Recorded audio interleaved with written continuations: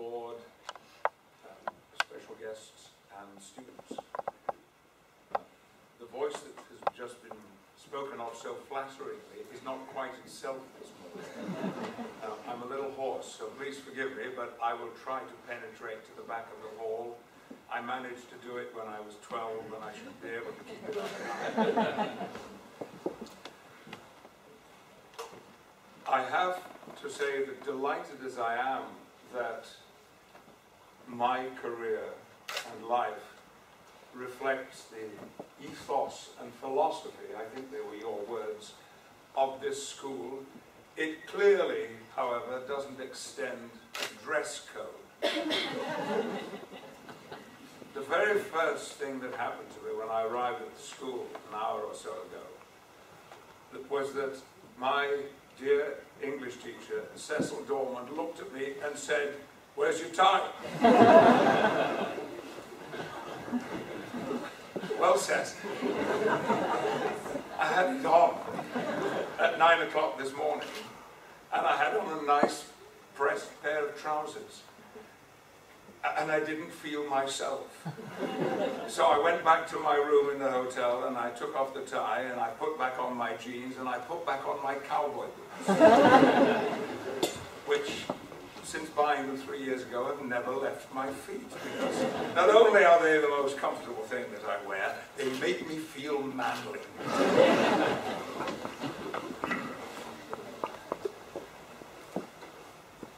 I'm sure even the youngest of you can imagine that this is quite an emotional moment for me. I had not expected, when we came through the door, to find that the stage of the school, so far as I can see externally, remains unchanged. Am I right? I thought that, like so many other things in this establishment, it would have been transformed, modernized, updated, upgraded. But here it still is. And that gives me so much pleasure to be standing in front of it now, the very same proscenium arch, which was the first proscenium arch I ever knew. A good many years ago, when I was living in California, where I lived for 17 years, I was going through a difficult time in my life. I was unhappy and troubled. So I got on a plane, and I came back to the UK, and I came to Mirfield. I stayed with my brother, Trevor, and his wife. And the first morning I was here, I went to the street where I was born, to the house where I was born, and the street where I grew up, Cam Lane, 15 minutes walk from here. I was looking for something. No, wrong. I was looking for someone. I was looking for the little Patrick Stewart, because I'd lost him in California. And it was urgent to me that I found him again, and that I could once again touch the roots and the background that I came from. Well, you'll think this is fanciful, you'll think it's actor's exaggeration, but my house was in a yard which had a ginnel, or an alleyway, running down the side of it. And I approached this ginnel in order to turn left and to go towards the corner of my house. And as I turned the corner, I saw 2 feet and 2 knees, bare, socks rolled down, and big old clumpy shoes disappear round the corner in front of me. You might have said that what I saw, that vision, was the product of my distressed condition. And perhaps it was. But the truth is, I think I saw Patrick Stewart's feet disappear around the corner of my house. And that helped to shift myself from the place that I was in. Now, when I arrived here about an hour and a half ago, I was brought over. I spent some time at the university this morning doing business with the Vice-Chancellor. And the university car, a very fancy Jaguar, had driven me over here. But I asked the driver to stop in Kitson Hill and let me out there, because I wanted to walk up the drive to the school. It is 60 years exactly to this week that I first walked up that drive. I know 60 years is unimaginable to most of you. And the astonishing thing for me is that it passed like that. I remember every decade vividly. And I remember that first arrival here at the school. So my reason for walking up the drive was not just to commemorate that first walk in September 1951, but for the same reason that I went back to Mirfield 20 years ago. I wanted to see if I could connect with and touch that 11-year-old boy who came to this secondary school. Well, of course, so much has changed. The playing fields are built on the simple layout of this building, this stone building with its two open blocks with quadrangles connected to this hall, is transformed. And so there were many barriers between my need to re-find that 11-year-old and the possibility of it happening. But sitting here listening to you, Lorraine, I connected very strongly with the child who was here and the establishment that was responsible for that child for 4 years. And for me, it is of huge significance that Cecil and Mary Dormand are here in the hall, as well as Christine Thorpe, with whom I have a strong connection with this school. Because right there where you're standing at the back of the hall, Tony, that was exactly the point, Cecil, at which in 1955, sometime during the summer term, when I was one of the monitors instructed to clear away the lunchtime tables and stack them against that wall. I bet you don't have to do that, do you? How much stacking of tables is there? I was doing that, and my English teacher came into the hall and said, "Stewart, I've been thinking about you. This acting. What, have you ever thought about taking it up as a career?"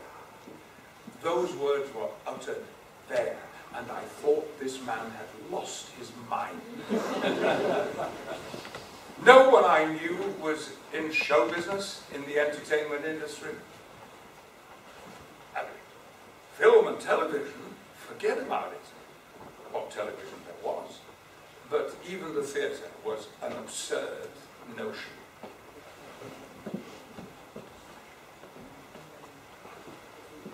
But what had happened during the 4 years here was that when Cecil Dormand put me in a play on this stage, and we came to the first rehearsal, and this was a drama group which was almost entirely consisting of members of staff, adults, not children. I was playing a part of a schoolboy in this play. Instantly, I felt at home on this stage. And when we came to the first performance, and these lights went down, and the lights came up on stage, and at some point I made an entrance. Unlike how it would be for most people, believe me, terrifying to be brightly lit in front of 200 people who were sitting in the dark looking at you. On the contrary, for me, I found that I was in the safest place I had ever been. Now that may sound odd, but the fact is, my childhood was a little chaotic, and my home life was not always safe. And that's one of the reasons why, as a teacher said, I work with the domestic abuse charity Refuge, and so proud to do so. But here on this stage, being another character, knowing what lay ahead of me, I was more secure than I had ever been in my life. And it was that base of security which has stayed with me all of my life. That sense of safety that I experienced. I thought hard about what to say to you on this occasion. I've been Chancellor at Huddersfield for 7 years, and every year I have to make a speech to the graduating students. And it's very difficult, because I don't feel qualified to give you words of wisdom. And the reason why I don't feel qualified is that I see my life at the age of 71 as a work in progress. It's far from over. Every night when I am performing in Stratford-on-Avon with the Royal Shakespeare Company, I am discovering new things, not just about the Merchant of Venice and Shylock, but about the business of acting. And I don't know where it's going to end. So I am learning constantly. And life has become for me a huge adventure. Because, like the famous South African playwright, who said that when he wakes up in the morning, he says to himself, another chance. Every day for me is another chance to do what? To do better. Better than I did the day before. These are difficult times. I am not sure that I would want to be you right at this moment. With the economic situation, not just of this country, but of the world, with social conditions how they are, with unemployment how it is, with so many issues surrounding the life and world of universities. But I would suggest that these can be looked on as challenges, rather than perhaps insurmountable difficulties, because challenges are exciting. One of the things that handicapped me as a young actor, and this will sound contradictory to what I've said before, was fear. Yes, even though I felt safe, I could still be afraid of them. What I was afraid of was of exposing Patrick Stewart to an audience. I was very good at impersonating someone else, about becoming someone else, but I was very shy of letting myself out. All has changed. I start now in every new piece of work I do with Patrick Stewart, not with an alien character. I don't mean alien, but you know. Because I have come to understand that if I'm any good at what I do, it is because I am Patrick Stewart. And there isn't another one. Well, there is. There are several other Patrick Stewarts. But there isn't this Patrick Stewart. I am unique. There's no clone. There's no carbon copy of me. I am alone in the world and very, very special. And so are you and you and you. Every single one of you is an entirely unique person. What I say at Huddersfield is, because Huddersfield likes to think of itself as an establishment that really promotes individuality, that uniqueness that is you, that makes you different from everyone else, is what has to be encouraged, celebrated, and supported. Because if you're going to have an interesting life, perhaps a successful life, maybe even a happy life, you will only find it through being able to celebrate who you are and your own value as a person. And sometimes in this modern society, and we saw it a few weeks ago in Birmingham and in London during the riots, so many of those young people had forgotten how to celebrate their uniqueness, or they had never been told that they were unique and special and of value. So judgments were arrived.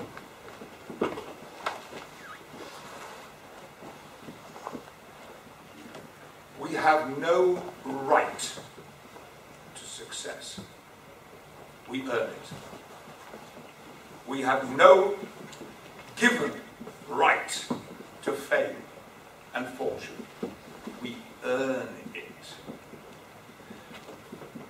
And earning it can be hard work, or boring, or difficult. But there is always the potential for it to be exciting too. And not just the work, but every single daily encounter that you have. And it starts in infancy. Life is exciting. Has at least the potential to always be exciting. There is a tired old hackneyed phrase that life is not a dress rehearsal, but it's so true.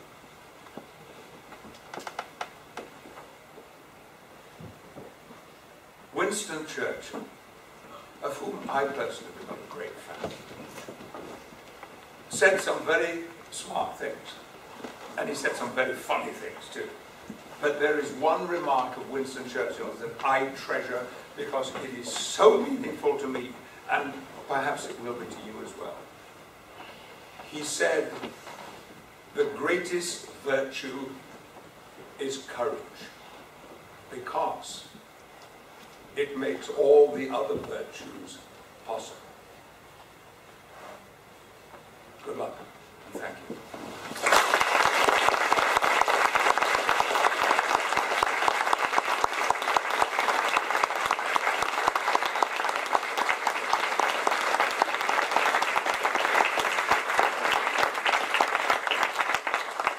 This is symbolic because, of course, the Academy is already up and running, but when I hand this to Lorraine, it means that you are officially an Academy. Congratulations.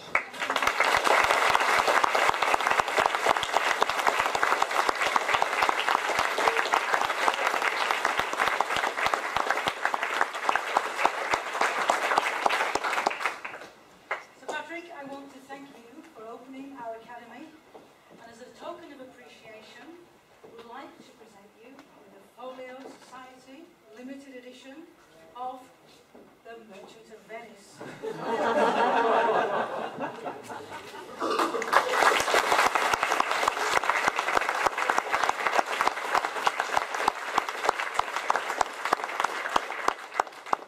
Play that introduce you to the rich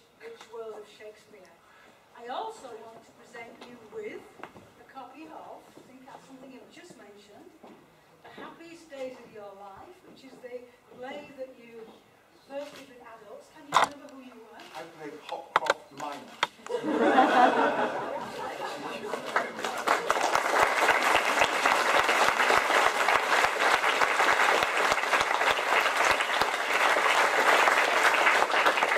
And last but not least, a unique memento. What do we get from man who has everything?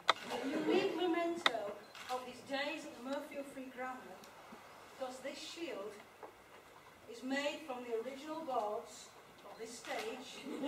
I got someone to saw them up.